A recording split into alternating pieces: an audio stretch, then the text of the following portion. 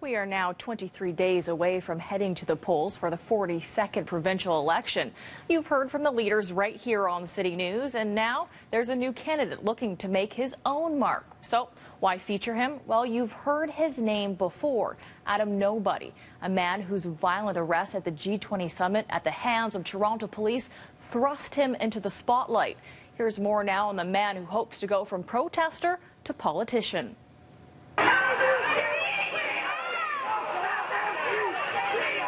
He's the man at the bottom of this pile of Toronto police officers. This video of the violent arrest of Adam Nobody during G20 protests would make him a somebody in the eyes of activists, police, and their lawyers. Now he's taking his 8-year-old campaign for accountability and expanding it into a campaign for MPP for the riding of Spadina-Fort York. There's, nobody cares, nobody's perfect, nobody cares about you, nobody can do it better.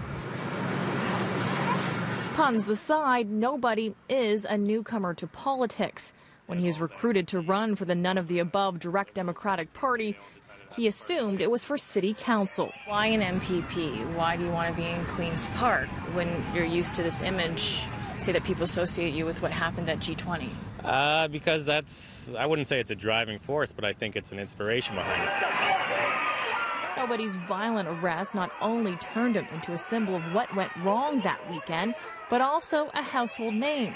Constable Babak Andalib Gortani was the only police officer to be convicted of using excessive force while arresting a protester during the G20. He was found guilty of assault with a weapon and was sentenced to 45 days in jail pending appeal. The Superior Court judge later upheld that verdict, but reduced the sentence to a year of probation and 75 hours of community service. Being an MPP would give Nobody an opportunity to reshape the Police Services Act, the law governing the conduct of police officers in the province of Ontario. Yet, living near Toronto's popular Trinity Bellwoods Park, he's more focused on sky-high rent and hydro prices. I can't afford to buy a house right now, and a lot of, I'd say 90% of the people in this park are renters. A lot of people will look at you and say, here's this man that spent at least the last couple of years fighting the system in every way. 7 years. 7 years? Actually 8 years this year, 8 years. And now it almost looks like you're joining the system. Is that what's happening here? You know what I mean? There's systems in place for systems, and, I'm entering the system with my own agenda. You know what I mean? And my agenda is my past. And my agenda is the history. And my agenda is talking to people about their concerns. And that's bringing it to people who normally would never listen to us.